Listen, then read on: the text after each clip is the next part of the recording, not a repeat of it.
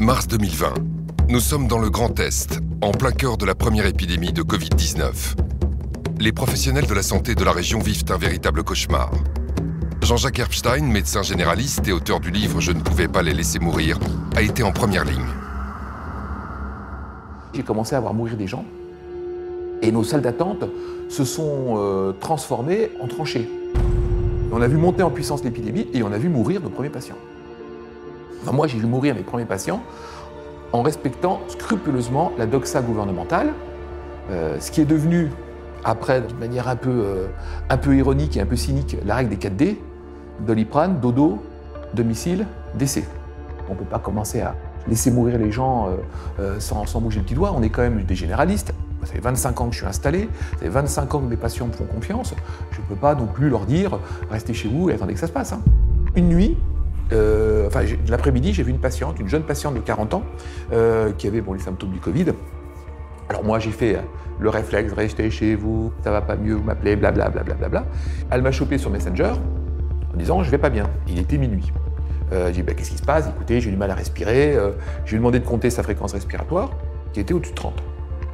Et là, j'ai dit, oh là, c'est pas bon, c'est au-dessus de 25, il faut faire le 15. Donc faites le 15 immédiatement et vous me tenez au courant. Donc elle a fait le 15, et le retour du 15, ça a été restez chez vous. Je pense qu'à ce moment-là, les services de réanimation étaient au bord de l'implosion. Alors j'ai dit, restez chez vous, d'accord, des conseils, vous m'appelez si vraiment il y a quoi que ce soit qui tombe mal, mais je viens vous voir demain. Et le lendemain, je suis allé la voir, je lui ai prescrit la prise en charge théorique à laquelle on avait pensé. Il y avait 4 trucs, il y avait l'azithromycine, un anticoagulant parce qu'on commençait à savoir qu'il y avait des cailloux qui pouvaient se former, un médicament pour l'aider à respirer, et puis du zinc, parce que le zinc a des propriétés antivirales. 48 heures après, plus rien, plus aucun symptôme. On dit tiens, il se passe quelque chose. J'ai dû traiter 80 patients, et le constat était simple, 0 hospitalisation et 0 décès. Et mon ami Denis Gastaldi doit être à plus de 100.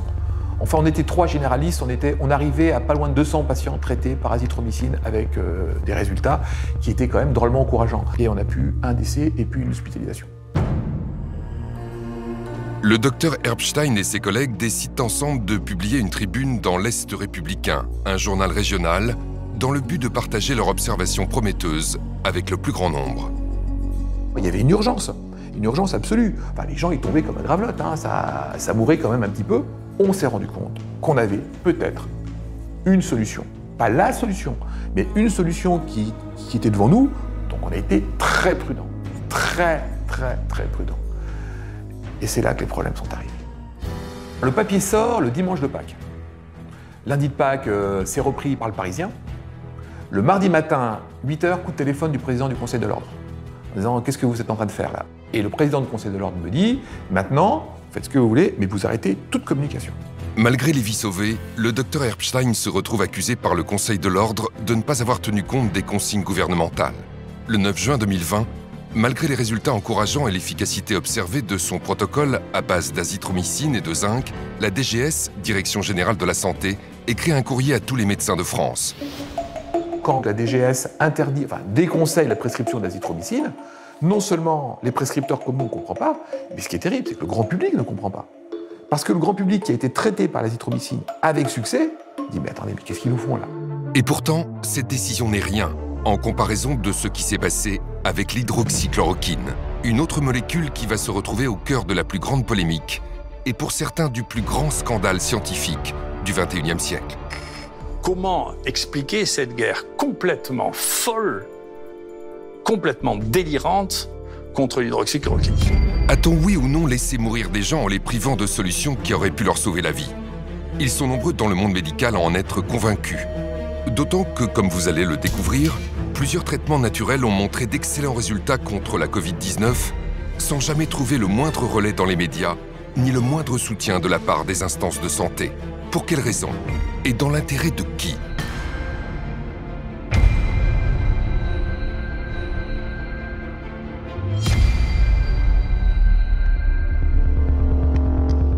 Quand il y a une pandémie, vu du côté de l'industrie pharmaceutique, on se dit qu'il y a toujours de l'argent à se faire parce que ça peut être des milliards d'individus touchés dans le monde. Si on trouve un médicament qu'on peut le breveter pour ça, ça peut faire des centaines de milliards de dollars de revenus. Malheureusement, quand il y a une pandémie, il y a des gens qui réfléchissent « il faut que je sauve en urgence le malade » et d'autres, ils pensent plutôt « tiens, il faut que je m'en mette plein dans mon porte-monnaie ». Le professeur Perron connaît parfaitement les dérives des sociétés pharmaceutiques. Il a été président de commission à l'Agence du médicament et au sein du Haut Conseil de la santé publique. À l'Organisation mondiale de la santé, il a exercé le rôle de vice-président du groupe d'experts sur la politique vaccinale en Europe. Le professeur Perron a donc occupé les fonctions les plus prestigieuses en infectiologie. Mais il a toujours défendu les malades contre la pensée unique médicale. En 2017 déjà, il montait au créneau pour dénoncer le scandale lié à la maladie de Lyme. En France, aujourd'hui, il y a des centaines de milliers de gens dans grande souffrance qui sont rejetés par le système médical, qui sont paralysés. À l'échelle de l'Europe, c'est des millions. Oui. Et pendant ce temps-là, les autorités disent tout va bien. Donc c'est un vrai scandale sanitaire. Mais c'est vrai, c'est vrai. En 2020, il publie « Y a-t-il une erreur qu'ils n'ont pas commise ?» pour dénoncer notamment l'influence de l'industrie pharmaceutique dans sa tentative de diabolisation de l'hydroxychloroquine, commercialisée en France sous le nom de Plaquenil, un traitement ancien et bon marché qui a démontré très tôt une efficacité prometteuse contre le coronavirus. C'est le plus grand canular, malheureusement sinistre, de la médecine. On avait plein d'études qui montraient que ça marchait. Et il y a une espèce de coalition internationale, à la fois de Big Pharma, des présidents des sociétés savantes qui touchent beaucoup d'argent dans l'industrie pharmaceutique, de tout un tas de groupes d'experts qui étaient bourrés de conflits d'intérêts, qui ont passé leur temps à taper sur l'hydroxychloroquine. Et pour moi, c'est un scandale absolument énorme. L'histoire est hélas régulièrement ponctuée par de nombreux scandales sanitaires qui confirment que l'industrie pharmaceutique cherche avant tout la rentabilité financière sans considération pour la santé publique, souvent avec la complicité des agences sanitaires et de leurs experts en conflit d'intérêts. Le Vioxx, anti-inflammatoire prescrit pour les douleurs liées aux maladies articulaires, aurait provoqué 160 000 crises cardiaques et attaques cérébrales et 40 000 décès rien qu'aux États-Unis. Malgré les faits, les autorités sanitaires maintiennent le Vioxx sur le marché jusqu'à son retrait en 2004. Le Vioxx aurait rapporté à son laboratoire 12,5 milliards de dollars. Le scandale du Mediator aura lui aussi contribué à révéler les dérives et l'avidité de l'industrie pharmaceutique. Entre 1976 et 2010, le laboratoire Servier commercialise ce coupe-faim dont les effets secondaires pourtant connus par le laboratoire ont coûté la vie à des milliers de patients. L'agence du médicament a fermé les yeux et ce scandale l'a conduite à changer de nom. De l'AFSAPS, elle est devenue l'ANSM. Lors de l'épidémie de grippe H1N1 en 2009, la France a dépensé plus de 100 millions d'euros pour acheter du Tamiflu, un médicament inefficace et toxique qui avait été interdit au Japon après avoir été soupçonné de causer la mort d'enfants et d'adolescents. Nouveaux traitements, vaccins. Pour l'industrie pharmaceutique, le coronavirus représente une opportunité commerciale sans précédent. Alors que des laboratoires comme AbbVie ou encore Gilead tentent de positionner leurs médicaments sur le marché du coronavirus, un homme va venir chambouler les projets commerciaux de Big Pharma. Son nom, Didier Raoult. Considéré dans le monde comme un des plus grands spécialistes des maladies infectieuses, le professeur Didier Raoult dirige l'IHU Méditerranée Infection à Marseille, un pôle 100% indépendant de l'industrie pharmaceutique et au rayonnement mondial dans le domaine des maladies infectieuses. Au début de l'année 2020, le professeur Didier Raoult et son équipe de chercheurs épluchent les récentes données des scientifiques chinois qui mettent en avant l'efficacité d'un traitement à base d'hydroxychloroquine. Des études contestées bruyamment par certains experts français. Que des gens qui n'ont jamais traité une infection à coronavirus aient une opinion sur les gens qui ont 20 essais en cours et pour lesquels les éléments ont été suffisants pour que le gouvernement et tous les experts chinois, c'est des experts qui corrélent au coronavirus, hein, pas que sur le papier, c'est leur métier, hein, prennent une position officielle en disant maintenant il faut traiter avec de la chloroquine les infections à coronavirus, c'est déraisonnable de dire écoutez, les Chinois on s'en fiche. Là est venue la première étude de Didier Raoult, qui avait des contacts en Chine, qui connaissait tout ça, et qui a commencé à faire une étude. Au début, c'était sur 24 malades, un petit nombre de patients. Cette étude, déjà, a montré qu'il se passait quelque chose. Alors, elle a été contestée, 24 malades, c'est rien du tout. Après, il en a mis 80, après, il en a mis 1500, puis 3500. Et là, on a continué à dire, mais ce que fait Raoult, c'est n'importe quoi. Alors que le traitement du professeur Raoult à base d'hydroxychloroquine semble faire ses preuves sur les malades de la Covid-19, les autorités sanitaires françaises, ainsi que de nombreux experts, se montrent étrangement réticents. Nous avons en France la chance d'avoir le meilleur scientifique français reconnu sur la scène internationale, le plus grand chercheur Bon, je ne dis pas, et lui non plus ne le dit pas. D'ailleurs, vous avez procédé à son interview où il a répondu avec beaucoup de modestie il y a quelques jours de cela, que c'est la solution, qu'il y a un remède absolu à ça. En France, pendant que l'utilisation de l'hydroxychloroquine divise et suscite une controverse démesurée, à l'étranger, beaucoup de pays l'utilisent, avec succès. Très rapidement, le gouvernement italien a parfaitement réagi, les experts italiens aussi. Ils ont dit à tous les généralistes en Italie, donnez l'hydroxychloroquine. On a vu la chute de la létalité. Au Portugal, dès le début, ils ont dit aux médecins, donnez la chloroquine. La létalité était très faible, inférieure à 5%. La Grèce, c'était magnifique, ils ont une létalité très faible, ils ont donné la chloroquine à tout le monde. Et si on sort de l'Europe, regardez le Maroc, c'est 2% de létalité. Ils ont traité tout le monde par hydroxychloroquine, azithromycine. Et pourtant, malgré ces données prometteuses, le ministre de la Santé, Olivier Véran, fait une annonce qui va faire l'effet d'une bombe auprès de tous les médecins français. Le 27 mars 2020, le gouvernement interdit aux médecins de ville de prescrire l'hydroxychloroquine. Le Haut Conseil exclut toute prescription dans la population générale ou pour des formes non sévères à ce stade, en l'absence, dit-il, de toute donnée probante. Faisons confiance à nos chercheurs. Quand l'hydroxychloroquine a été interdite, j'étais profondément choqué parce que les publications scientifiques montraient que ça marchait, l'expérience de tous les médecins montrait que ça marchait, les médecins de ville avaient commencé à l'utiliser, ça marchait. Et le décret a été rendu en urgence après un avis du Haut Conseil de la Santé publique. Moi, j'étais président de la commission maladies transmissibles, je sais comment ça marche, il y a un règlement intérieur, il y a une charte des conflits d'intérêts, rien n'a été respecté. Il n'y a pas eu de réunion de la commission, c'est un groupe d'experts où il y avait des membres du conseil ou pas qui sont réunis. C'était validé par le président sans qu'il y ait aucune réunion, aucun vote, aucune déclaration des conflits d'intérêts. Donc déjà, l'avis du Haut Conseil de la Santé publique était totalement illégal. Et le ministre s'est appuyé là-dessus pour passer un décret en urgence qui était un scandale absolu en France, c'est qu'on a laissé crever les gens. On a interdit aux médecins généralistes qui s'étaient mobilisés pour sauver les gens de traiter les gens. La France est le seul pays au monde à avoir interdit par les médecins l'utilisation de l'hydroxychloroquine, ce qui était pour moi un scandale d'État. Sur la forme, je trouve ça scandaleux. On n'a pas à empêcher un médecin de prescrire un traitement, sauf si jamais il y a des preuves dans un sens de nocivité. C'est la première fois qu'on empêche un médecin de prescrire. Mais pas n'importe quel médecin, les généralistes. Parce qu'à l'hôpital, tout le monde a fait l'hydroxychloroquine. Il n'y a que nous, les généralistes, qu'on a complètement muselés. C'est un scandale très très grave sur le plan de notre santé, de notre système de santé. D'abord, on a fait pire que ça. On a même conseillé aux malades de ne pas aller voir leur médecin. C'est-à-dire qu'on a des gens dont c'est le métier de prendre en charge les malades tous les jours. Ça fait pour certains 30 ans qu'ils sont médecins. Et tout d'un coup, on dit à leurs malades, surtout n'allez pas voir votre médecin. Et puis ensuite, on nous explique qu'on a fait 10 ans d'études, mais qu'on n'est pas capable de déterminer si un patient peut ou ne peut pas prendre de l'hydroxychloroquine. Ça fait 30 ans qu'on le fait. C'est tellement invraisemblable. Et c'est ce contre lequel j'ai le plus lutté, c'est ce décret, qui est une ineptie totale. 90% des médecins avec lesquels j'ai pu parler de ce sujet ont le même avis que moi. Parce que ce sont pour la plupart des médecins généralistes, par ailleurs. Donc ils se sentent réellement exclus du système. On n'a pas tenu compte de l'avis des médecins, parce que les médecins généralistes, ils l'ont bien vu au début, ils ne donnaient pas l'hydroxychloroquine, ils ont envoyé beaucoup de gens en réanimation à l'hôpital.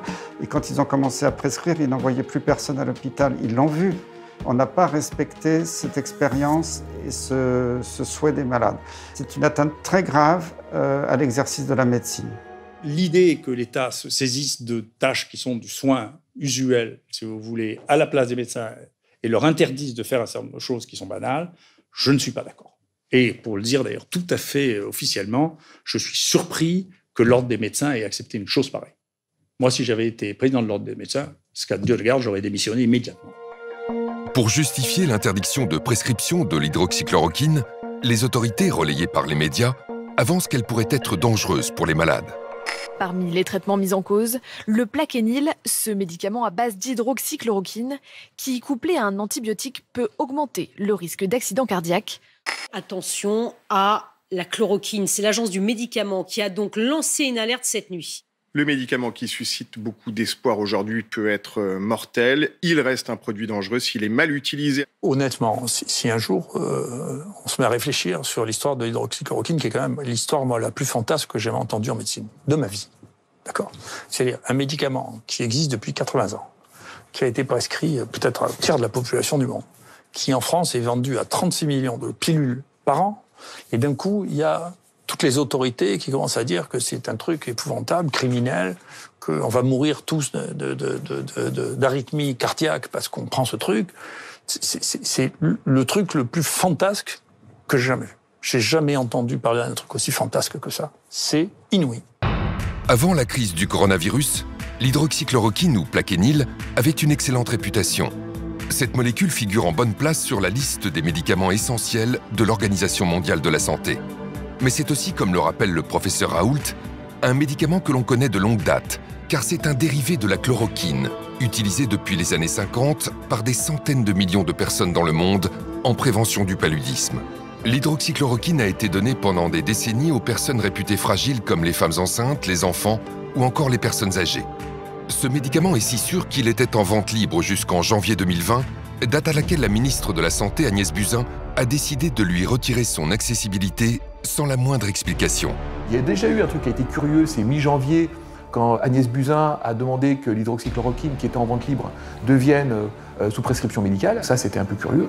Puis, en mars 2020, l'hydroxychloroquine est devenu un médicament très dangereux, du jour au lendemain. Alors que l'hydroxychloroquine, il y a des publications qui montrent que ça marche, ça coûte pas cher. L'agence du médicament n'a pas arrêté de dire que c'était toxique. Ça donnait des problèmes cardiaques, alors que les problèmes cardiaques, ils venaient du Covid et pas du tout de l'hydroxychloroquine. Maintenant, c'est reconnu. Je pense que cette histoire d'effet secondaire ou de dangerosité de l'hydroxychloroquine est la plus belle plaisanterie médicale, scientifique qu'on ait inventée depuis janvier 2020, depuis le début de cette pandémie. J'utilise l'hydroxychloroquine depuis 15 ans, 20 ans, et particulièrement depuis 10 ans dans les maladies infectieuses, d'autres maladies infectieuses. Je n'ai jamais eu d'accident, mais ce n'est pas une statistique, donc je suis allé rechercher réellement ce qu'on avait comme études. Et parmi les nombreuses études que j'ai pu retrouver, j'ai vu un travail de la HAS, la Haute Autorité de Santé, de 2009, c'est pas si vieux, qui avait réétudié et réévalué l'hydroxychloroquine en tant que médicament en vente libre. Ils ont étudié ça pendant 6 mois, 100 000 prescriptions, 65% de ces prescriptions étaient faites par des médecins généralistes, ce qui prouve bien que tout le monde en prescrivait très largement. Et la conclusion, c'est médicament toujours aussi efficace et toujours aussi peu dangereux. Et on a redonné non seulement l'AMM, mais aussi l'autorisation de vente sans ordonnance, donc vente libre, en 2009 à l'hydroxychloroquine. Vous imaginez bien qu'une telle étude faite par la Haute Autorité de Santé il n'y a pas si longtemps, donc avec des moyens modernes, s'il y avait eu le moindre danger de l'hydroxychloroquine, on l'aurait vu. Ce produit, en plus, il faut savoir, l'hydroxychloroquine donc, est prescrit dans des maladies comme le lupus, les polyarthrites pendant des années. Des années. C'est pas 10 jours. Là, contre le coronavirus, il s'agissait d'un traitement de 10 jours. Donc vraiment, on s'est moqué de nous. Y a-t-il eu une forme de complot contre la chloroquine, un vieux médicament générique qui ne rapporte rien à l'industrie pharmaceutique? Ce qui s'est passé avec le scandale du Lancet nous donne peut-être la réponse. Le 22 mai 2020, l'hydroxychloroquine va se retrouver la cible d'une étude publiée dans The Lancet, l'une des plus prestigieuses revues scientifiques du monde. La revue médicale britannique a publié une vaste étude. 15 000 malades ont reçu 4 combinaisons différentes à base de ces 2 molécules, seules ou associées à un antibiotique. Et les conclusions sont très claires. Nous avons posé une question. Y a-t-il un quelconque avantage à utiliser l'un de ces traitements chez les patients hospitalisés avec un Covid-19? Et la réponse est un non assez concluant. Il n'y a pas une once de preuve que cela soit le cas. Conclusion de l'étude. La chloroquine et l'hydroxychloroquine ne devraient pas être utilisées en dehors des essais cliniques. Au lendemain de la publication, des décisions immédiates sont prises au plus haut niveau pour abattre l'hydroxychloroquine et torpiller les études en cours. L'Organisation mondiale de la santé suspend le traitement sous hydroxychloroquine dans son vaste essai clinique international Solidarity. En France, les 16 essais cliniques testant l'hydroxychloroquine sont suspendus à la demande de l'Agence de sécurité des médicaments. Le ministre de la Santé, Olivier Véran, interdit l'utilisation d'hydroxychloroquine à l'hôpital alors que son utilisation était déjà très restreinte. Mais toutes ces mesures prises à la va-vite s'appuient en réalité sur une étude frauduleuse. Le 4 juin, The Lancet fait marche arrière et indique dans un communiqué le retrait de son étude. La revue The Lancet fait volte-face. Dans un communiqué publié jeudi soir, 3 des 4 auteurs d'une récente étude sur l'hydroxychloroquine remettent en cause sa validité. Nous ne pouvons plus nous porter garant de la véracité des sources des données primaires. La prestigieuse revue scientifique britannique a également présenté ses profondes excuses. L'étude du Lancet, qui a fait scandale à un moment donné et qui a été retirée très rapidement, nous a beaucoup perturbés. Alors, pour moi, ce n'était pas une surprise parce que j'en ai déjà vu d'autres, des études dans d'autres domaines totalement bidonnées. On va dire que celle-là était pire que les autres parce qu'elle était tellement grossière que c'était facile à voir tout de suite. Et d'ailleurs, nous avons été très choqués qu'un ministre de la Santé, médecin, spécialiste, habitué à lire des études toute la journée quand il était à l'hôpital, prenne cette étude pour argent comptant immédiatement et prenne une décision politique et juridique avec un décret exclusivement sur cette étude, enfin déclenchée par cette étude qui était une étude totalement bidon. Les décisions précipitées d'Olivier Véran sont d'autant plus surprenantes que tout le monde sait, dans la communauté scientifique, que les études peuvent être manipulées par l'industrie pharmaceutique. Et le rédacteur en chef du Lancet lui-même a fait un pamphlet en 2016 pour dire « dans mon journal, ça ne va pas du tout, c'est infiltré par l'industrie, on publie des articles qui sont complètement faux ». Le patron du Lancet, Horton, a dit « maintenant, on ne va plus pouvoir publier des données de recherche clinique parce que les laboratoires pharmaceutiques, aujourd'hui, sont tellement forts financièrement et arrivent à avoir de telles méthodologies pour nous faire accepter des papiers qui, apparemment, méthodologiquement, sont parfaits, mais qui, au fond, font dire ce qu'ils veulent à cela. C'est très, très grave. Le scandale du Lancet est ahurissant. Mais il y a un autre scandale énorme, cette fois franco-français, qui éclabousse les études sur l'hydroxychloroquine. Dès la fin du mois de mars, la France a lancé une grande étude nommée Discovery pour identifier les médicaments qui marchent contre la Covid. On a le protocole Discovery, auquel on croit beaucoup et qui est très important, qui est un protocole européen, avec, vous le savez, plusieurs branches. Il y en a une sur la fameuse hydroxychloroquine et azithromycine. Il y en a aussi sur le remdesivir et plusieurs autres protocoles de traitement. On aura des résultats le 14 mai. Finalement, après des mois d'attente, des résultats partiels sont tombés en septembre. Et ils sont saisissants. Dans Discovery, le groupe de malades ayant reçu de l'hydroxychloroquine a connu 31% de morts de moins que le groupe qui n'a pas reçu de médicaments. L'étude montre également une réduction de 17% de la sévérité des symptômes. C'est très encourageant pour ce médicament. Toutefois, il faut préciser que ces résultats ne sont pas significatifs sur le plan statistique, car le nombre de patients n'est pas assez élevé. Cela veut dire qu'il fallait intégrer plus de patients pour confirmer ce bon résultat. Mais ce n'est pas ce qu'ont décidé les responsables français de l'étude. Au contraire, à la mi-juin, ils ont décidé de l'arrêter, rendant statistiquement contestables des résultats pourtant favorables à l'hydroxychloroquine. Et il s'est passé exactement la même chose au CHU d'Angers, où l'hydroxychloroquine était testée contre placebo. L'étude e-Covid a été arrêtée brutalement alors que l'hydroxychloroquine était en train de montrer une diminution de la mortalité de 46%. Là encore, le résultat n'est pas significatif statistiquement, faute de patients en nombre suffisant. Mais avec un tel signal positif, une mortalité divisée par 2, il y avait toutes les raisons de continuer l'étude plutôt que de l'arrêter en cours de route. Je voudrais bien que des journalistes d'investigation interrogent les gens responsables de ces essais pour leur dire « mais comment se fait-il que vous les ayez arrêtés ? Quel est le rationnel scientifique de l'arrêt d'un traitement qui a été mis en cours, qui est officiel, que vous l'arrêtez prématurément alors que vous n'avez qu'une partie de ce que vous aviez prévu de faire et que les résultats préliminaires sont à faveur de l'hydroxychloroquine ?» Ça, c'est une question intéressante. Cette affaire est d'autant plus troublante que, par comparaison, un autre médicament a bénéficié d'un traitement très différent. Il s'agit du remdesivir, un médicament à 2 000 € la dose, fabriqué par le laboratoire Gilead. En septembre 2020, le professeur Yazdan Pana, principal architecte de Discovery, est auditionné au Sénat.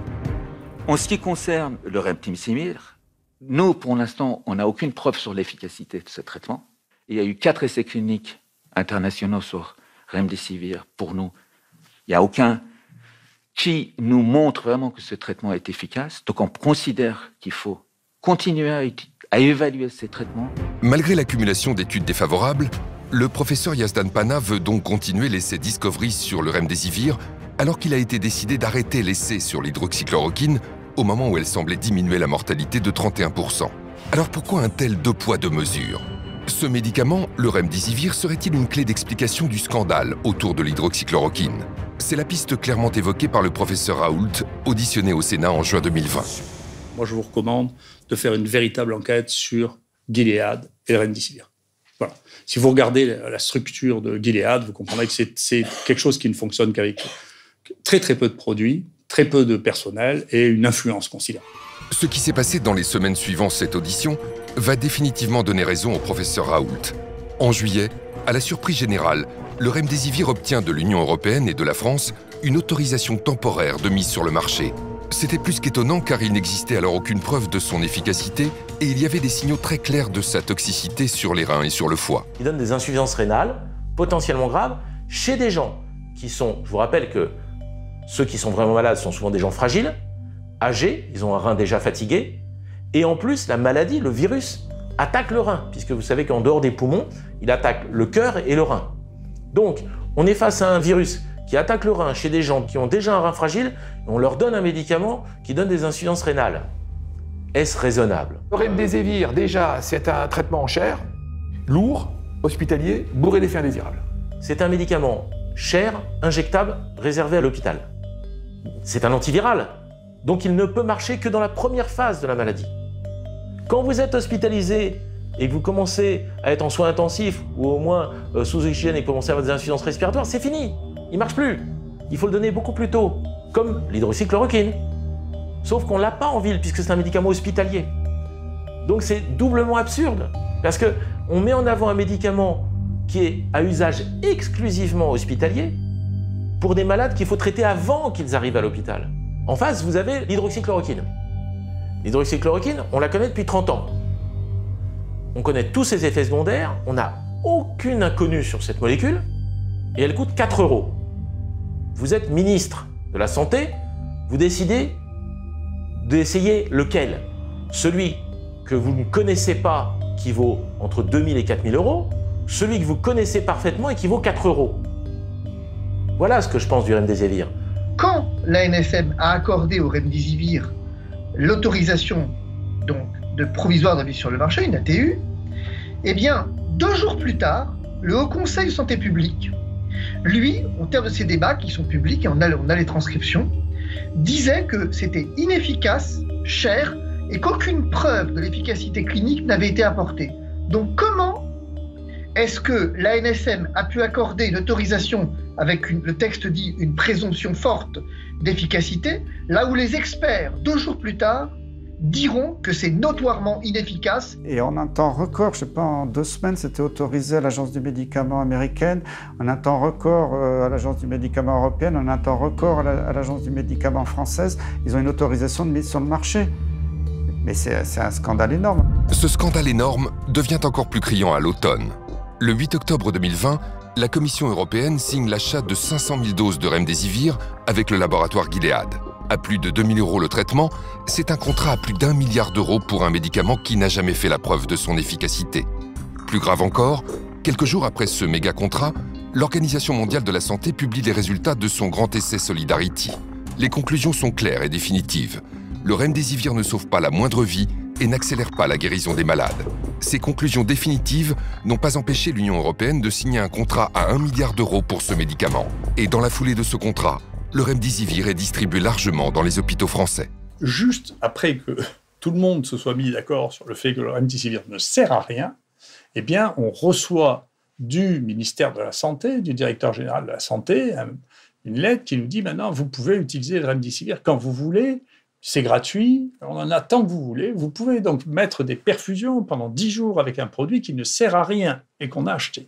Mais vous n'avez pas le droit d'utiliser l'hydroxychloroquine, qui est un médicament que 2 milliards de personnes ont pris dans leur vie et qui n'a pas donné d'effets secondaires, à part essentiellement des problèmes oculaires quand on prend ça pendant plus d'1 an.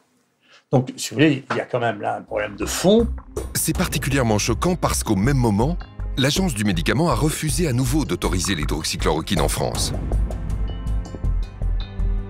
L'Agence du médicament refuse au professeur Raoult une recommandation temporaire d'utilisation de la chloroquine en disant « Écoutez, on ne peut pas, professeur, parce que, vous comprenez, 1, ça ne marche pas, 2, c'est dangereux. C'est même très dangereux, la chloroquine. » Sauf que cette même agence du médicament avait 2 mois auparavant, 3 mois auparavant, au mois de juillet, accordé une autorisation, cette fois-ci temporaire d'utilisation, au remdesivir, qui lui était notoirement inefficace, et je vais y venir, et effectivement spécialement dangereux. Qu'est-ce que ça cache? Qu'est-ce que ça cache? Tous les scandales de santé publique commencent comme ça. Ce refus d'autoriser l'hydroxychloroquine est d'autant plus choquant qu'à la fin du mois d'octobre, les preuves scientifiques sont désormais massivement favorables à ce traitement. Sur 136 études réalisées sur ce médicament, les 3/4 concluent à son efficacité contre la Covid-19. Et quand l'hydroxychloroquine est donnée suffisamment tôt, comme le recommande le professeur Raoult, elle montre une efficacité dans 100% des études publiées. C'est pour cela que de très nombreux pays utilisent et recommandent ce médicament dans le monde entier. À l'automne 2020, 3 des plus grandes nations de la médecine recommandent officiellement l'hydroxychloroquine. La Chine, qui a inclus la chloroquine dans sa liste officielle des médicaments contre la Covid. La Russie, qui recommande l'hydroxychloroquine en traitement précoce. Et l'Inde, qui la recommande aussi à la fois en prévention et en traitement de la Covid-19. Si on regarde les pays où la létalité était la plus forte, c'est les pays les plus riches et soi-disant les plus avancés sur le plan économique, que ce soit la France, la Grande-Bretagne, la Belgique. Et on s'aperçoit que ce sont les pays qui sont le plus sous l'influence de l'industrie pharmaceutique. Et ça, c'est dramatique, alors que les pays soi-disant plus pauvres, qui n'avaient pas trop les moyens, s'en sont extrêmement bien sortis avec des médicaments pas chers comme l'hydroxychloroquine. Face à toutes ces preuves, le refus de l'Agence du médicament d'autoriser l'hydroxychloroquine est difficilement compréhensible. Quelle indécence de la part de la NSM de venir dire que la chloroquine n'a pas de présomption simple d'efficacité, là où le remdesivir avait, lui, une présomption forte d'efficacité. Nous sommes dans un mensonge d'État. Le parquet de Paris devra ouvrir une information judiciaire pour savoir pourquoi est-ce que finalement, depuis le départ, la chloroquine est à ce point décriée et pourquoi est-ce que le remdesivir, dont l'efficacité a été reconnue comme nulle, c'est pas moi qui le dis, hein, le professeur Combe dit effectivement efficacité clinique nulle et il dit « je suis désolé d'être aussi dur », 2 jours après que la NSM ait accordé cette autorisation d'utilisation. Donc qu'est-ce que ça cache? Nous saisissons le parquet parce que nous pensons, nous craignons qu'effectivement nous soyons au cœur d'un scandale. De fait, pour imposer le remdesivir, Gilead a sorti en coulisses l'artillerie lourde, et ce, dès le début de l'épidémie. Lors de son audition au Sénat en juin 2020, le professeur Raoult dénonçait déjà des méthodes peu orthodoxes. Je vous le rappelle, moi quand j'ai commencé à parler pour la première fois de la chloroquine, il y a quelqu'un qui m'a menacé à plusieurs reprises, de manière anonyme. J'ai porté plainte et j'ai fini par trouver que c'était celui qui avait reçu le plus d'argent de Gilead depuis 6 ans. D'accord? Donc, si vous voulez, j'ai une expérience personnelle, d'accord, de fonctionnement qui ne me paraissent pas normaux. Peut-être que c'est une coïncidence, mais c'est pas sûr parce qu'il me disait qu'il m'interdisait de parler de la chloroquine, d'accord? J'ai les mails, j'ai porté plainte officiellement à la police, on sait qui c'est. Ce que révèle le professeur n'est pas un cas isolé, car la plupart des experts infectiologues français ont des liens d'intérêt avec le laboratoire Gilead. Le journal Science et Avenir en a calculé le nombre exact.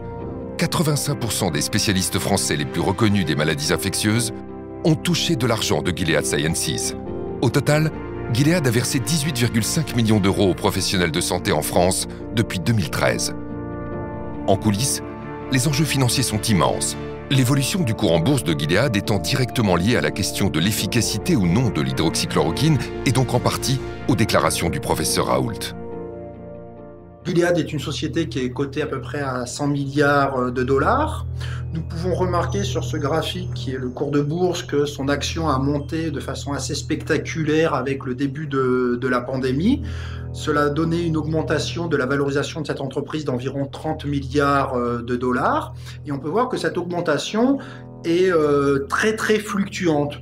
Donc il est tout à fait normal effectivement qu'à chaque nouvelle information, comme le début des thèses, des essais cliniques qui montrent que le remdesivir est prometteur que cette action monte, mais ce qui est assez étonnant, c'est qu'on voit que les baisses de ce cours de bourse semblent expliquées par la promotion de l'IHU, de l'hydroxychloroquine, donc un traitement concurrent du remdesivir.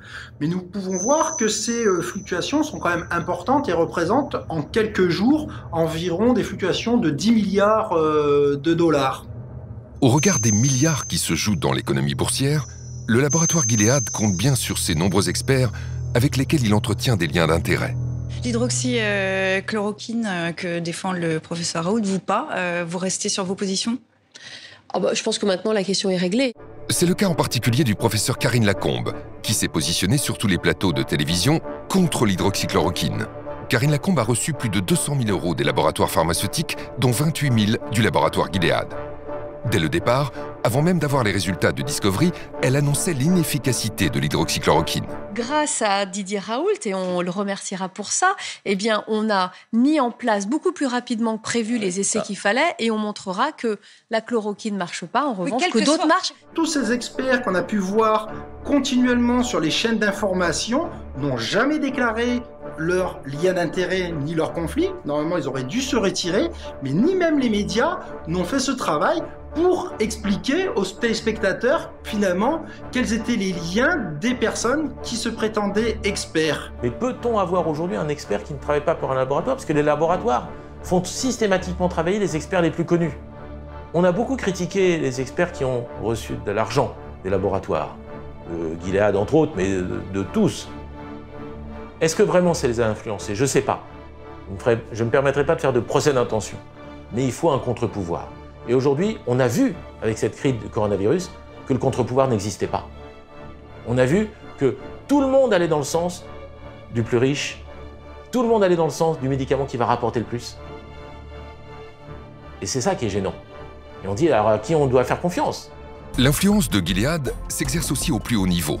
Même nos décideurs ont été trompés, comme l'a confié un grand infectiologue au journal Marianne. Gilead a atteint un tel pouvoir qu'il peut compter sur certains grands professeurs pour faire office de lobbyiste officieux. Ce qui a fait que le remdesivir s'est retrouvé en haut de l'affiche sans aucune preuve de son efficacité.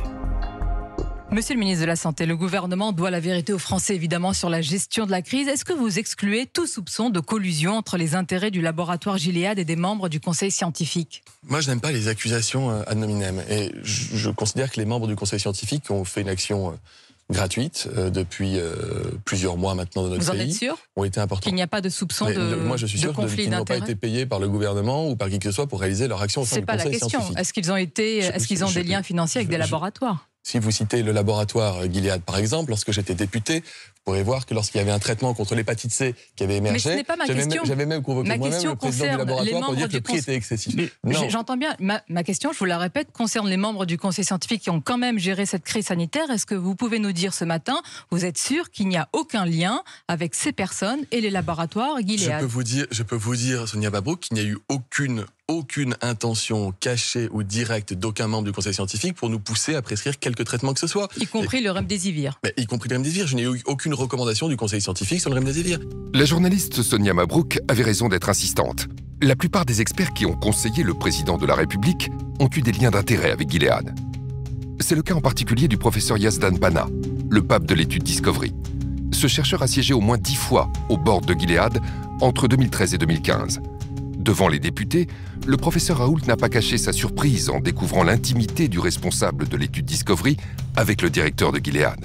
Moi, j'ai été surpris de voir que le directeur de Gilead, devant le président de la République et devant le ministre, tutoyait celui qui était en charge des essais thérapeutiques en France pour le Covid-19, quand même. Moi, je n'ai pas l'habitude de me faire tutoyer par le directeur de l'industrie pharmaceutique.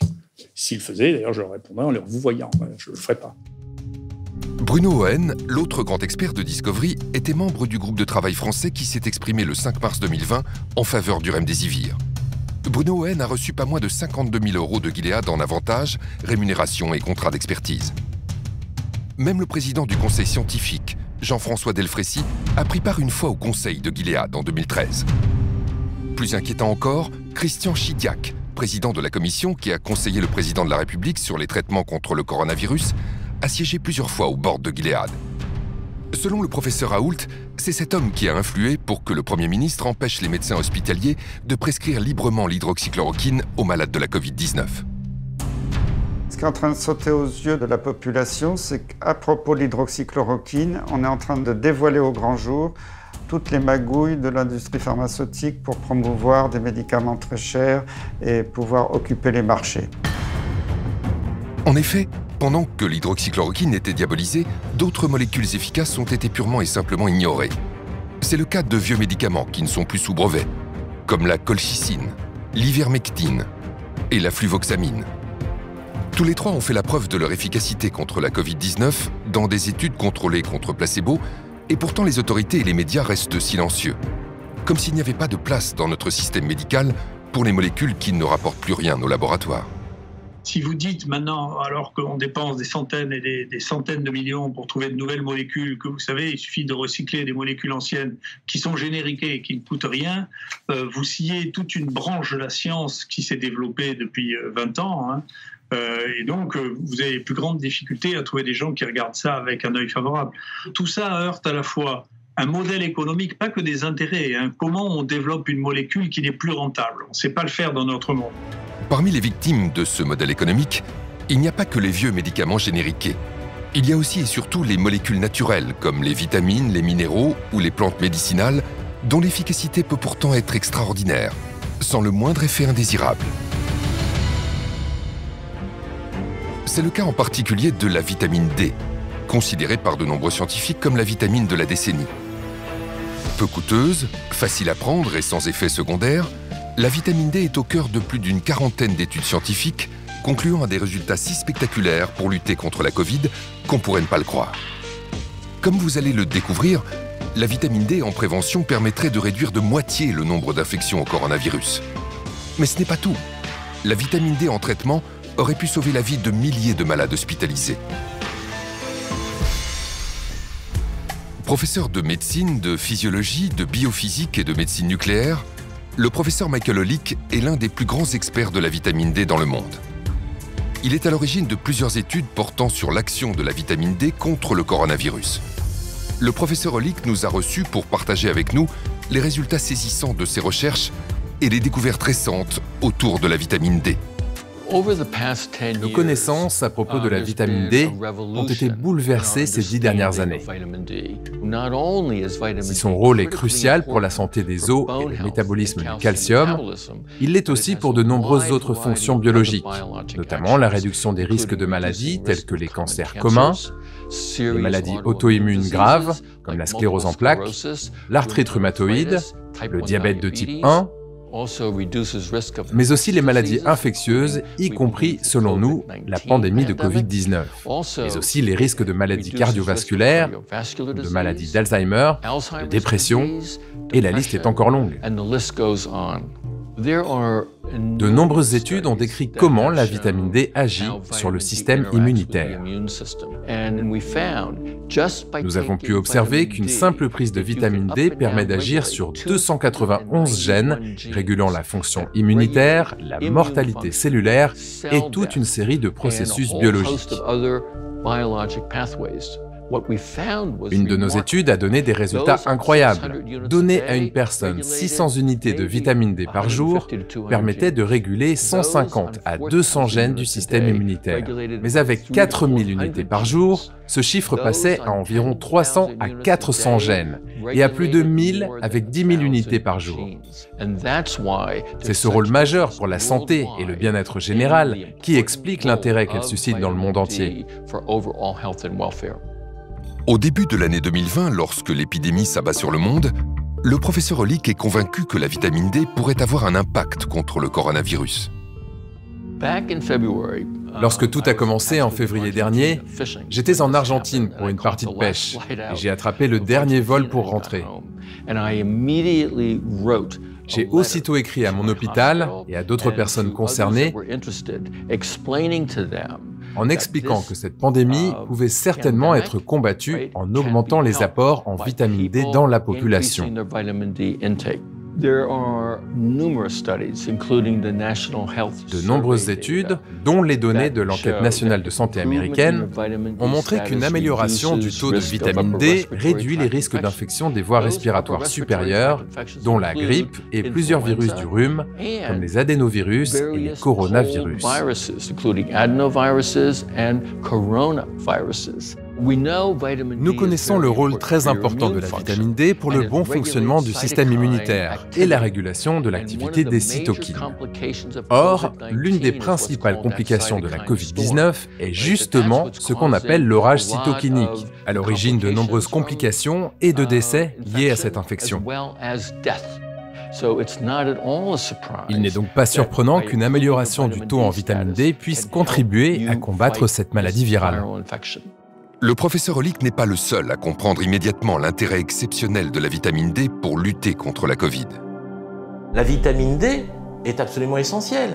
Ça réduit, ça a été prouvé, les infections hivernales. Vous aurez des grippes moins fréquentes, moins fortes. Vous aurez moins de rhume. Vous aurez même moins de cancers. Il y a une très belle étude canadienne qui montrait que c'était 2 fois moins de cancer du sein chez les femmes qui avaient un taux de vitamine D suffisant par rapport à celles qui ont une carence en vitamine D. Là aussi, pourquoi n'a-t-on pas dit aux Français « Allez chez votre médecin, faites doser votre vitamine D ». C'est un complément alimentaire de base. S'il n'y en avait qu'un, ça serait celui-là peut-être. C'est une vitamine qui est fabriquée, qui est métabolisée par le soleil. Donc le soleil est important. Et pour que cette vitamine puisse avoir des effets positifs sur votre corps, il faudrait rester tous les jours, un quart d'heure à moitié à poil en plein soleil. Quand on n'a pas assez de vitamine D, le système immunitaire va réagir à l'excès. Et on sait que cet excès va causer des dégâts bien plus importants dans le cas du Covid-19 que ce qu'aurait infligé le virus. Et un poumon qui est trop attaqué et qui est l'objet d'un champ de bataille trop important va ne plus être fonctionnel et c'est comme ça que le patient va mourir asphyxié. Le problème du Covid, c'est un problème d'inflammation. Et lorsqu'on regarde les capacités anti-inflammatoires de la vitamine D, on devrait systématiquement le retrouver sur toute notre table au petit déjeuner. Et même, supposons que ça ne marche pas contre le coronavirus, on aura amélioré la santé des Français, on aura amélioré leurs os, on aura amélioré leur immunité, on aura réduit leur risque de cancer. Donc pourquoi ne pas l'avoir proposé au lieu de dire aux gens « rentrez chez vous, fermez les fenêtres, fermez les volets et priez pour que vous ne soyez pas malade ». En France, le 22 mai 2020, l'Académie de médecine a publié un communiqué dans lequel les académiciens affirment que la vitamine D devrait être donnée aux malades de la Covid pour atténuer la tempête inflammatoire et ses conséquences. Une information de la plus haute importance qu'aucun média ni aucune autorité sanitaire ne va pourtant relayer. Le professeur Hollick décide alors de mener plusieurs études grandeur nature pour évaluer concrètement l'action de la vitamine D sur le coronavirus à différentes étapes de la maladie. Nous avons mené une étude aux États-Unis sur 191 000 patients atteints de Covid-19 et nous avons montré qu'une carence en vitamine D augmente de 54% le risque de contracter cette maladie. Et ce, quelle que soit votre origine ethnique, votre âge ou la région où vous vivez aux États-Unis. Les résultats obtenus par le professeur Hollick sont exceptionnels. Ils sont publiés le 17 septembre 2020 dans le journal médical PLOS ONE. Mais ce n'est pas tout. Non seulement la vitamine D réduirait de moitié les infections, mais en plus elle réduirait drastiquement la gravité de la maladie. Parallèlement, nous avons mené une autre étude pour déterminer si les patients hospitalisés pour des infections sévères présentaient ou non des risques accrus de complications et de décès en cas de carence en vitamine D. Et nous avons découvert qu'au-delà de 40 ans, les personnes ayant une carence en vitamine D présentaient un risque létal à 50% supérieur et qu'elles développaient beaucoup plus de complications liées à la maladie. Le professeur Hollick parle bien d'une baisse de moitié du nombre de morts avec de bons taux de vitamine D, ce qui est un résultat exceptionnel. Cela peut paraître difficile à croire, mais ces chiffres ont été confirmés par plus de 40 études internationales. Si l'on met en regard les personnes ayant pris ou non une supplémentation en vitamine D et ayant été contaminés, et que l'on analyse l'impact de la vitamine D sur la réduction des risques de complications ou de décès, et les données scientifiques publiées, eh bien, il en ressort que cette vitamine pourrait diminuer de 40 à 50% les formes sévères de l'infection et le risque létal.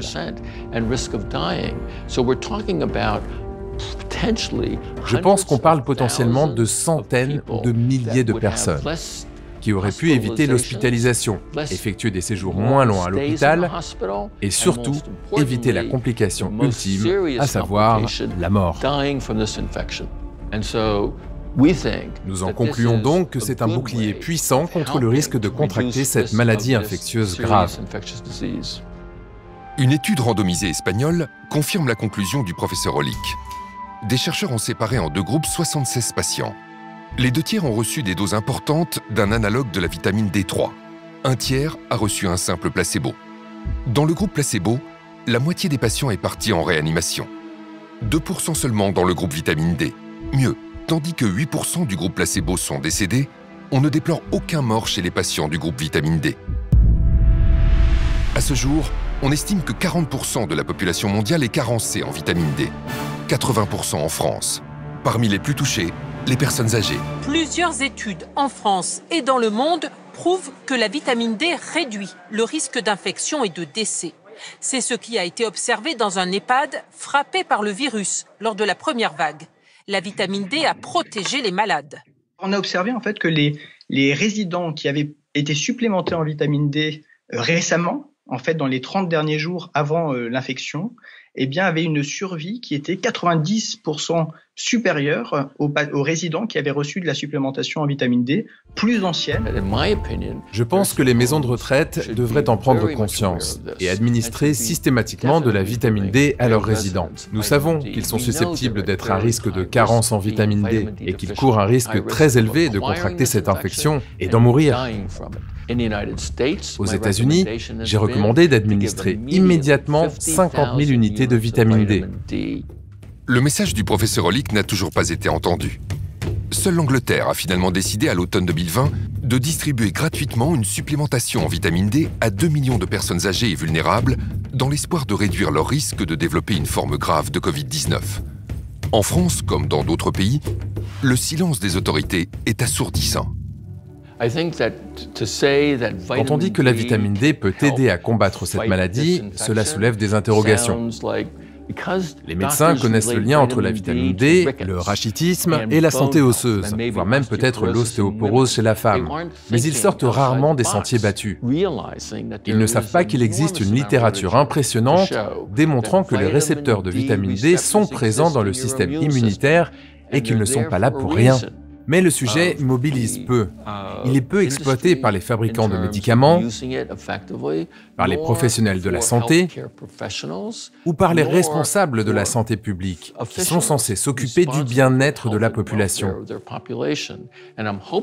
J'espère donc vraiment que nos études et celles qui sont en train d'être publiées finiront par attirer l'attention. La vitamine D n'est pas le seul remède étrangement oublié face à la Covid-19. Pour se défendre efficacement contre cette maladie, notre corps a également besoin d'oligo-éléments. Parmi les plus importants, on trouve le zinc. Indispensable pour un bon fonctionnement du système immunitaire, le zinc a démontré une action incontestable pour enrayer le processus viral du coronavirus. C'est un oligo-élément qui est fondamental. Il intervient quand même dans 200 réactions chimiques dans le corps, en boostant les hormones, en boostant des enzymes. Donc c'est un truc qui est très important, le zinc. Le zinc est un métal indispensable pour que les cellules se divisent normalement. Donc s'il n'y a pas de zinc, les cellules ne savent pas se diviser, on ne sait pas renouveler les cellules. Donc le zinc est indispensable pour la cicatrisation, il est indispensable pour la régénération de l'intestin.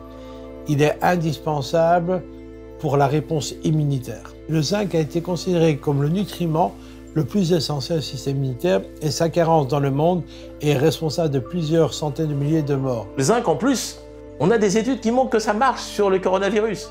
Si vous donnez une certaine quantité de zinc en aigu, vous avez une meilleure défense contre le virus. Mais évidemment, vous n'allez pas attendre d'être infecté pour prendre du zinc. Mais vous avez des dizaines d'études sur l'intérêt du zinc comme stimulant immunitaire pour réduire le risque d'infection virale. Alors non seulement ça réduit le risque d'infection, mais ça réduit surtout la gravité des infections. Pourquoi on n'a pas dit aux Français, prenez du zinc, allez voir votre médecin et voyez avec lui si vous avez besoin de zinc. On peut même doser le zinc dans le sang. C'est dommage qu'on n'ait pas fait ça. Mais ça rapporte rien à personne. Le zinc peut-il donc être envisagé comme un traitement possible contre le coronavirus? Le pharmacien Claude Lagarde a été l'un des premiers en France à en être convaincu. En mars 2020, alors que la France vit la première semaine de son premier confinement, le docteur Claude Lagarde adresse une publication réalisée par son laboratoire à un réseau de plusieurs milliers de médecins pour les sensibiliser sur la pertinence de cet oligo-élément dans le traitement de la Covid-19.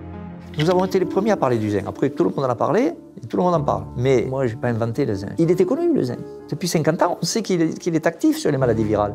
Des vieux médecins nous ont appelés en disant « mais de toute façon, tout le monde le sait.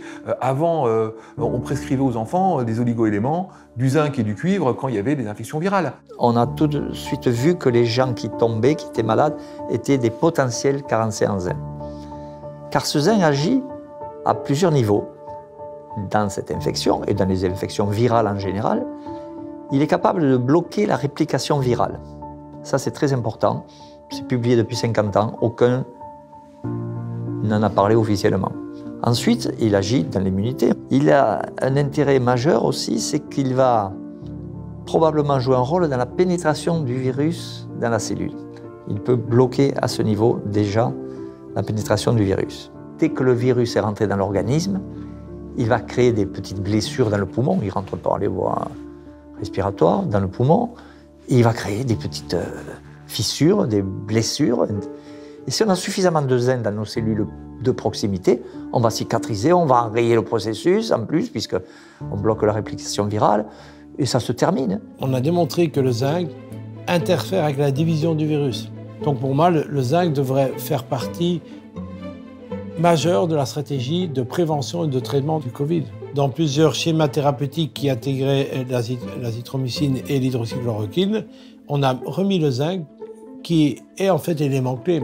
On sait que certaines choses qui avaient été sous-estimées, comme le zinc par exemple, jouent un rôle dans la sévérité. Les gens qui ont une pathologie sévère ont des taux de zinc qui sont beaucoup plus bas que les autres, à côté d'autres données qui avaient été décrites dans la littérature. Je me rappelle de ce médecin new-yorkais qui avait eu 250 patients chez qui il avait donné de l'hydroxychloroquine et du zinc, il n'a eu aucun mort. Intéressant de savoir que l'hydroxychloroquine fait rentrer le zinc dans la cellule.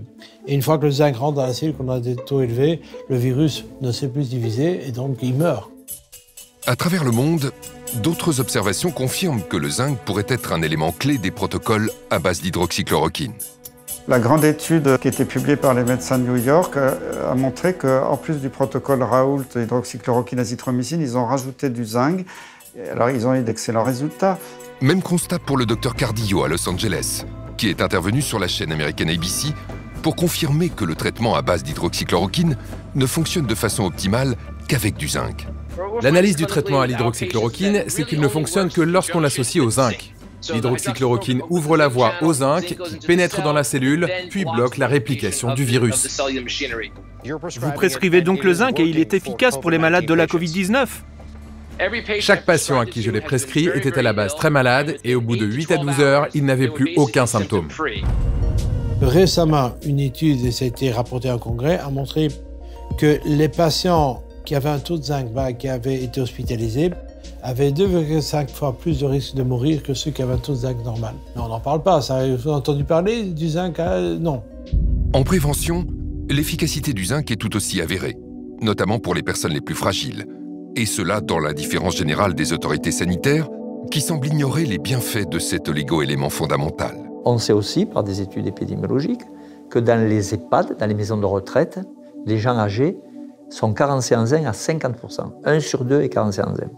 Parce qu'ils mangent peut-être un peu moins bien, qu'ils assimilent moins bien au niveau intestinal.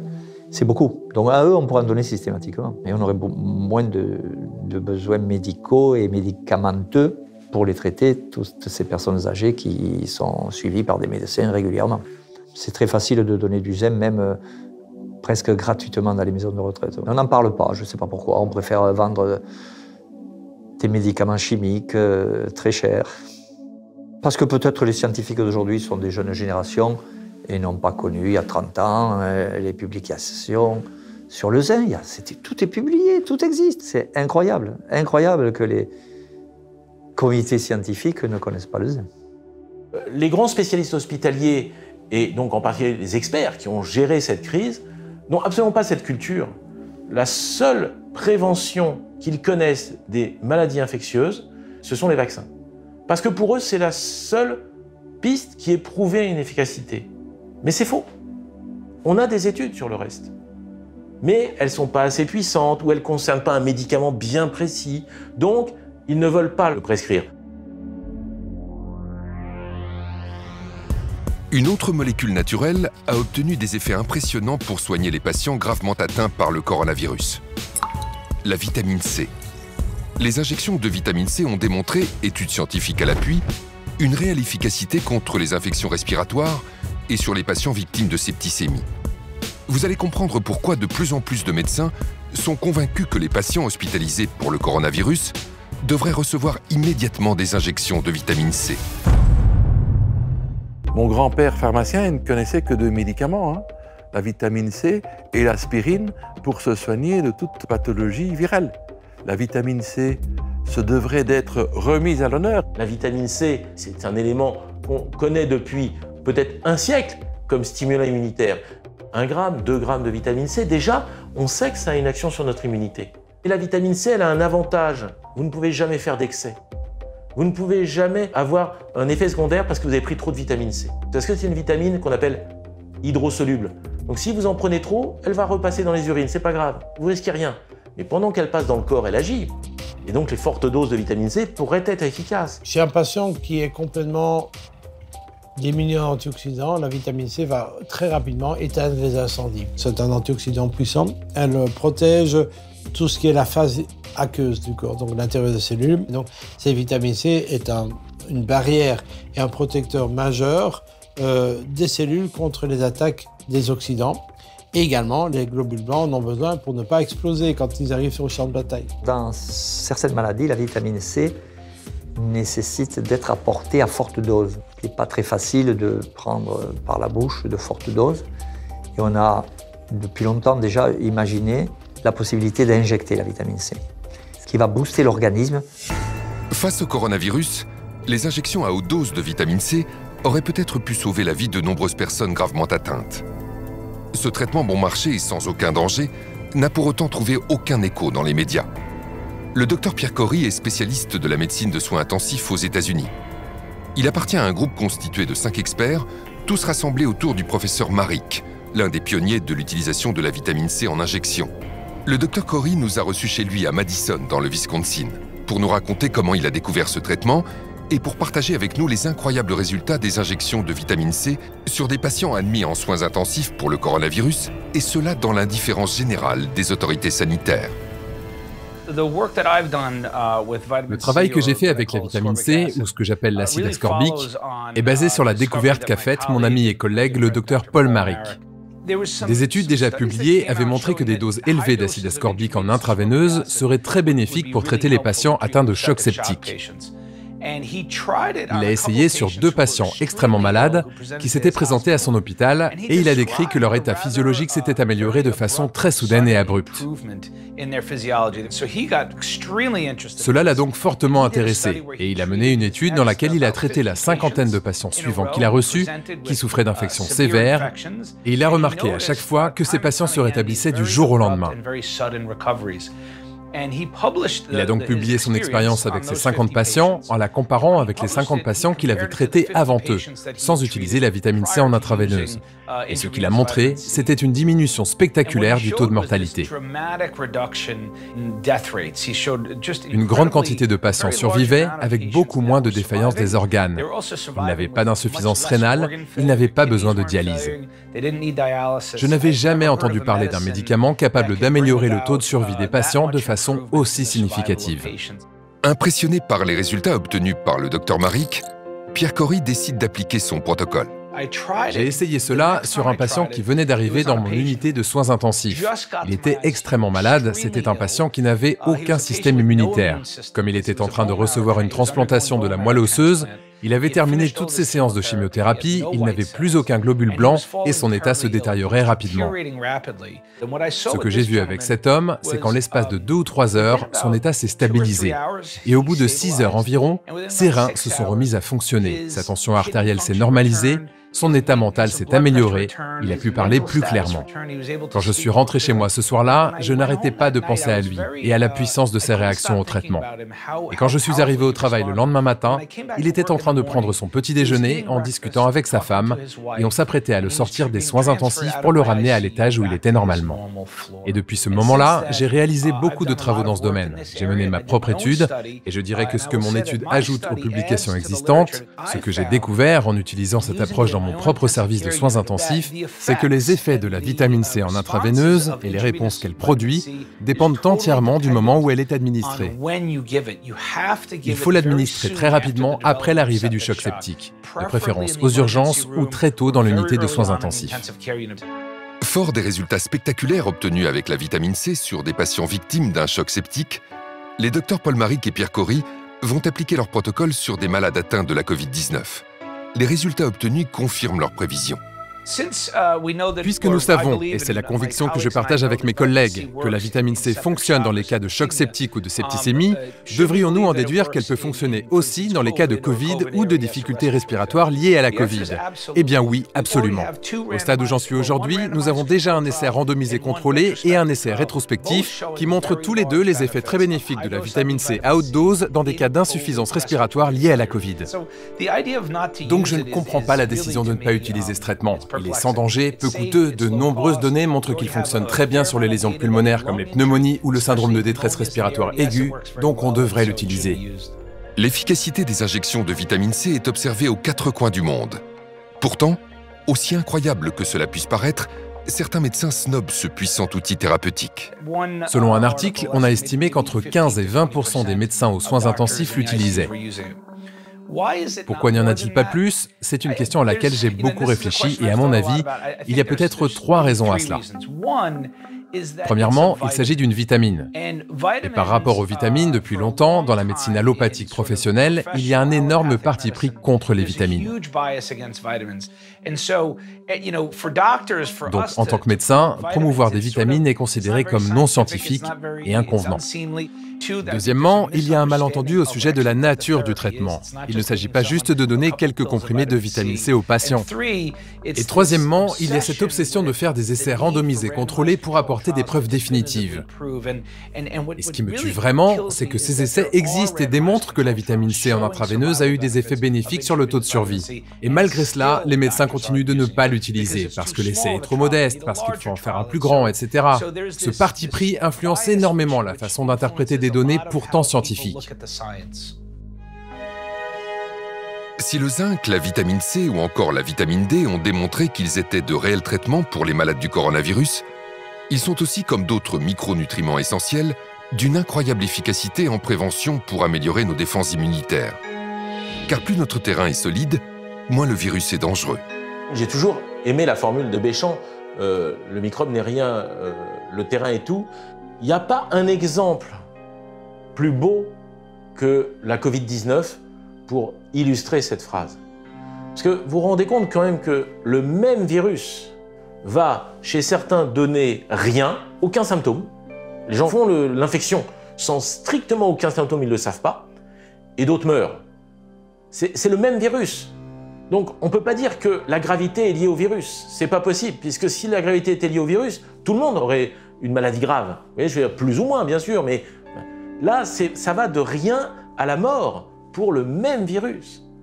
Donc c'est bien une histoire de terrain. Le microbe n'est rien, le terrain est tout.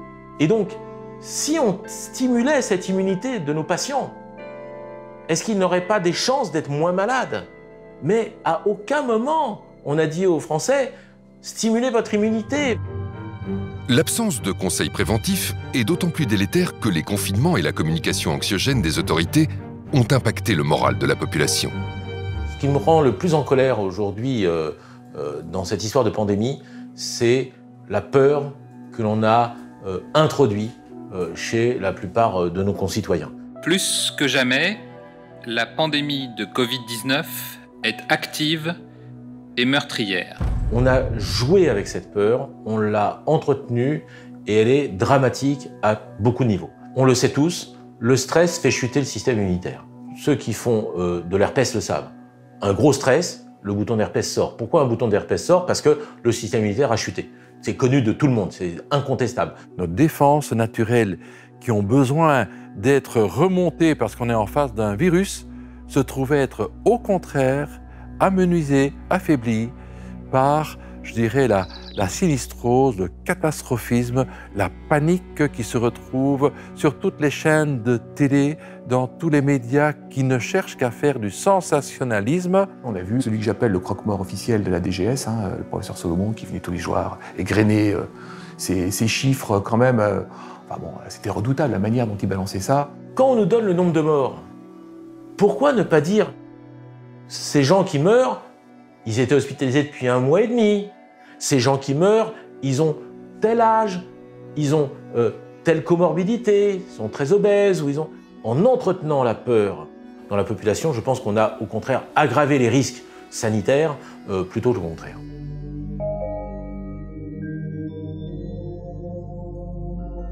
Le stress est une agression psychologique, une peur, ou alors elle est chronique parce qu'on pense tous les jours à ce problème de virus.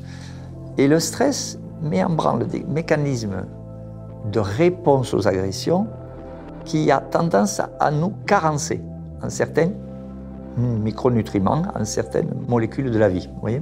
Donc le stress concourt à nous carencer en magnésium, en zinc, en d'autres substances minérales essentiellement, mais il nous carence parce qu'il hyperconsomme certains nutriments.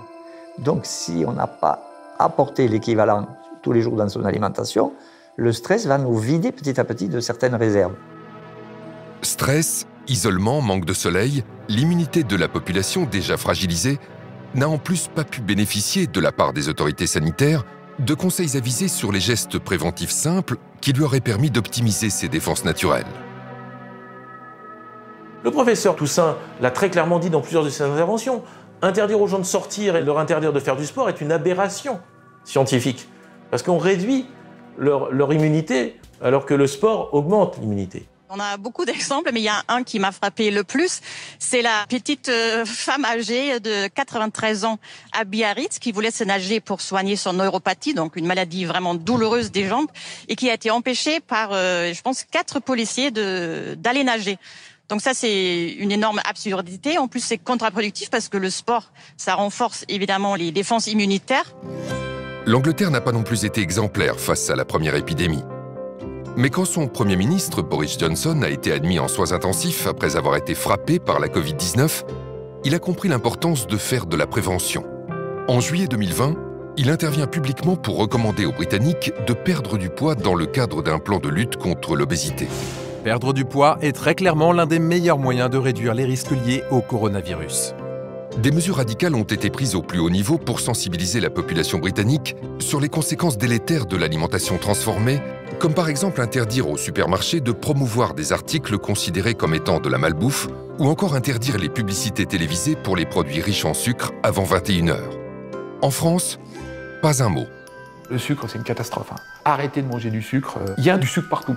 Et dans 70% des cas, vous mangez du sucre, vous en rendez même pas compte. C'est quelque chose d'épouvantable pour l'immunité, pour la peau, pour tout ce genre de choses. Aujourd'hui, sur la planète, c'est le sucre qui tue le plus de gens, et de loin devant toute autre maladie, y compris les virus.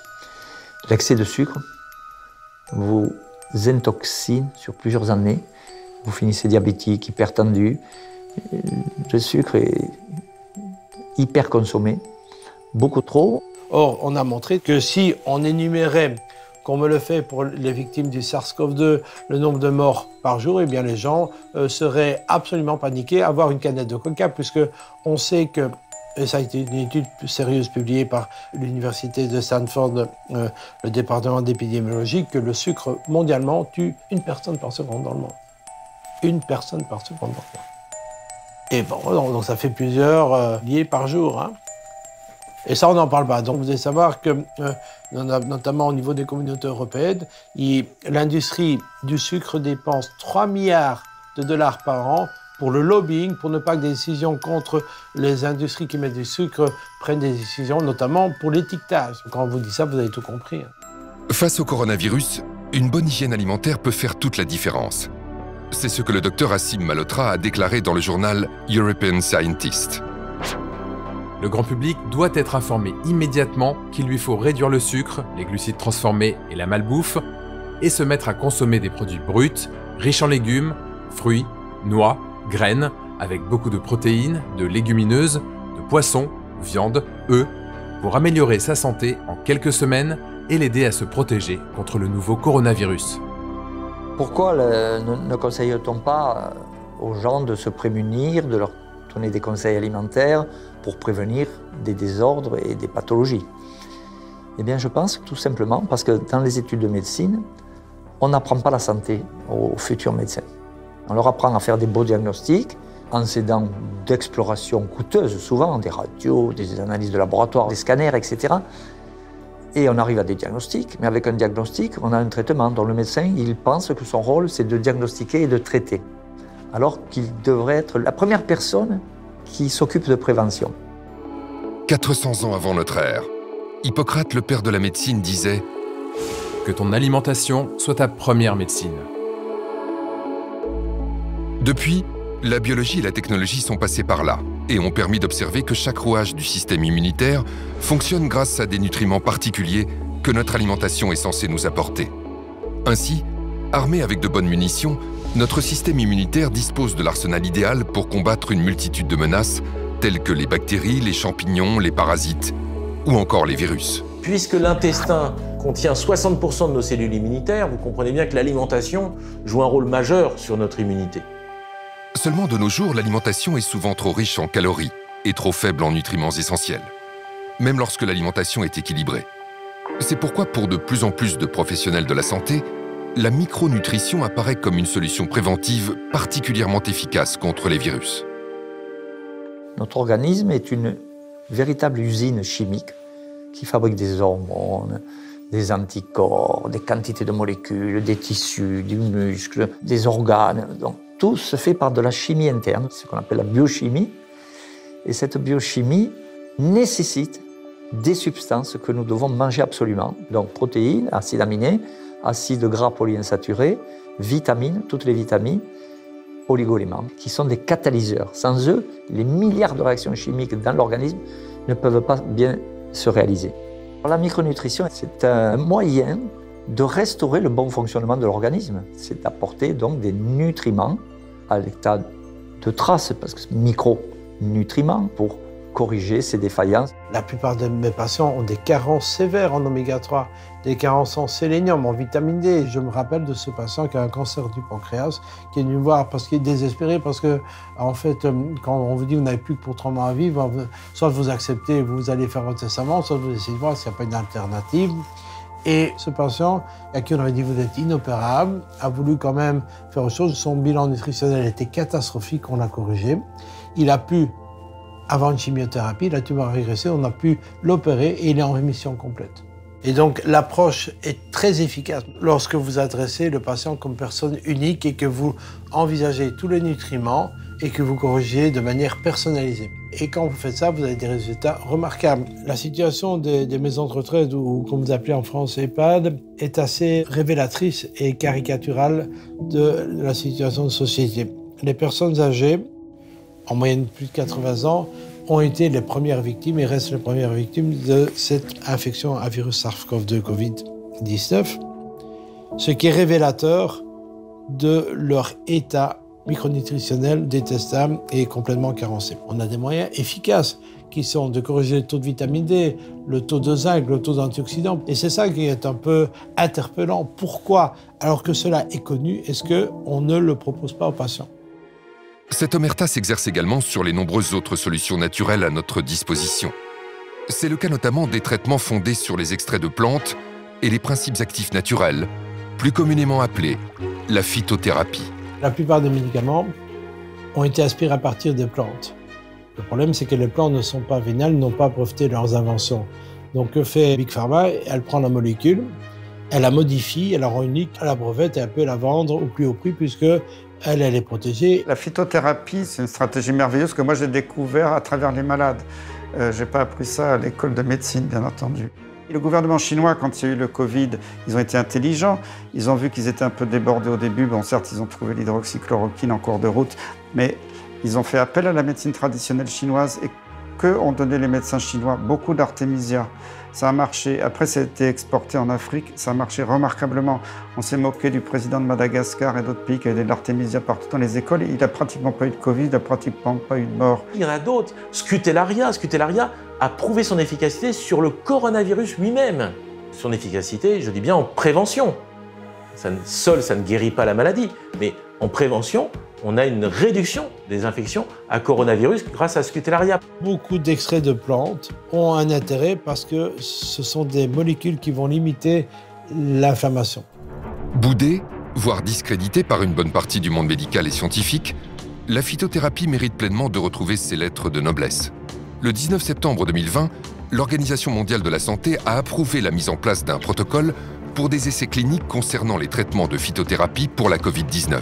Les débats scientifiques sur l'artémisia, les margousiers ou encore la vernonie pourraient ainsi retrouver leur place légitime. À côté de la phytothérapie, vous avez l'aromathérapie. Vous avez le plus grand antiviral probablement que la nature ait créé, qui est Ravinsara. Cette huile essentielle qui vient de Madagascar est d'une puissance extraordinaire. Et on a des publications claires là-dessus. C'est un antiviral puissant qui touche justement beaucoup les virus, on va dire des familles du coronavirus, et c'est un immunostimulant. Le Ravinsara est en effet une huile essentielle emblématique de l'aromathérapie. Son efficacité sur les virus est bien connue du grand public. Pour preuve, elle a été en rupture de stock pendant plusieurs semaines en France durant l'épidémie. Le domaine de prédilection des huiles essentielles, c'est l'infectiologie. Donc toute pathologie qui aura généré ou qui va se marquer, se traduire par une infection, que l'infection soit bactérienne, fongique, parasitaire, virale. Le secret de l'efficacité d'une huile essentielle réside dans le fait qu'elle est constituée d'innombrables molécules, augmentant ainsi son champ d'action et son efficacité face aux intrus. Cette spécificité fait de l'aromathérapie une discipline très prometteuse pour résoudre l'un des défis sanitaires majeurs des années à venir, l'antibiorésistance. Selon l'OMS, d'ici 2030, les antibiotiques ne seront plus efficaces sur bon nombre de bactéries, avec des conséquences catastrophiques pour notre santé.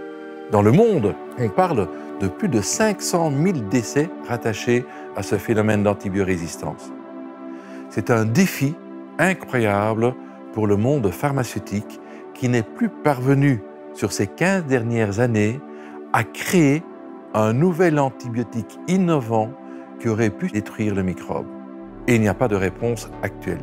Si, il y en a une, bien sûr. En mélangeant une huile essentielle avec un antibiotique, on rend à l'antibiotique son efficacité sur le microbe qui lui résistait précédemment, parce que l'huile essentielle a été ouvrir des portes dans le biofilm dans lequel le microbe se sentait réfugié, comme entouré d'un rempart.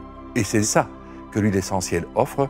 Maintenant, l'huile essentielle choisie a elle-même une activité antibactérienne qui lui permet de ne pas être simplement un ouvre-porte à l'antibiotique.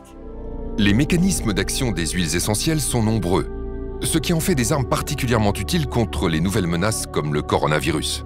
Chaque classe de molécules composant les huiles essentielles peut avoir une activité différente sur le virus. On va par exemple détruire l'enveloppe du virus et le virus forcément va mourir. On peut attaquer son ADN, son ARN et donc forcément provoquer la mort du virus. On peut aussi empêcher que le virus n'adhère à la paroi de la cellule pour pénétrer la cellule et créer la pathologie.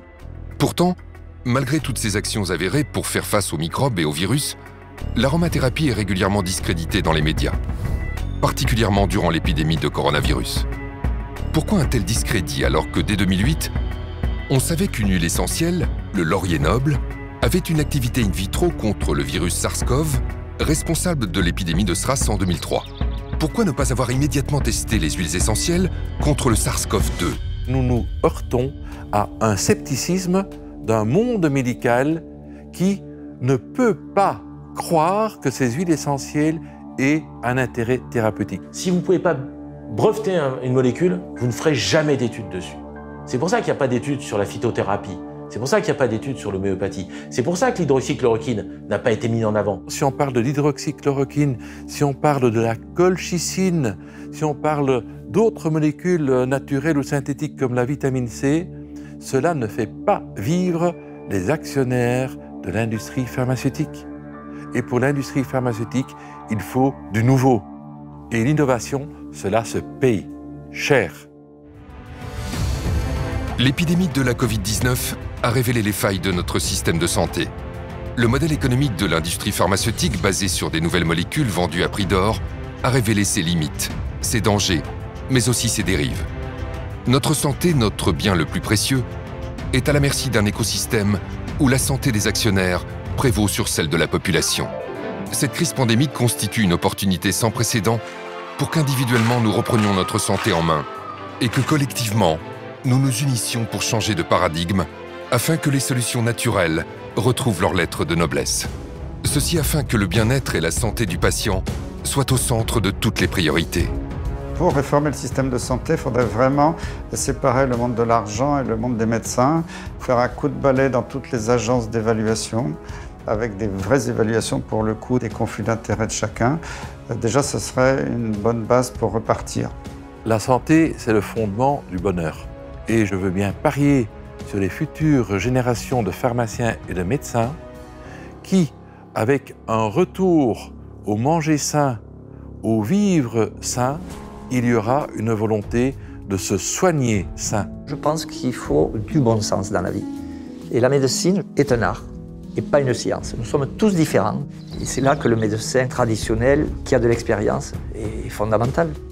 Les origines de la santé, c'est quoi? C'est avoir un tube digestif qui fonctionne bien, d'avoir un bon microbiote, d'apporter à notre système immunitaire les justes molécules en proportion en qualité qui lui permettent de réagir de manière efficace. Parce que lorsque ce système immunitaire est normal et est alimenté correctement, c'est un système d'une efficacité remarquable. Nous sommes dans une médecine intégrative. On ne veut pas avoir notre seule vérité. On a notre vérité comme d'autres ont leur vérité. Et ensemble, en nous associant, nous serons tellement plus forts, tellement meilleurs pour la santé du patient. En conclusion, vraiment, je veux insister sur cette notion de diversité. Réellement, je crois qu'à la fois les décideurs, les experts, le grand public, mes confrères doivent comprendre que rien n'est plus riche que notre diversité et que la pensée unique n'a rien à faire en médecine. Et réellement, je crois au plus profond de moi que la pensée unique, c'est la mort, la diversité, c'est la vie. Donc je veux vraiment que tous ensemble, on choisisse la vie.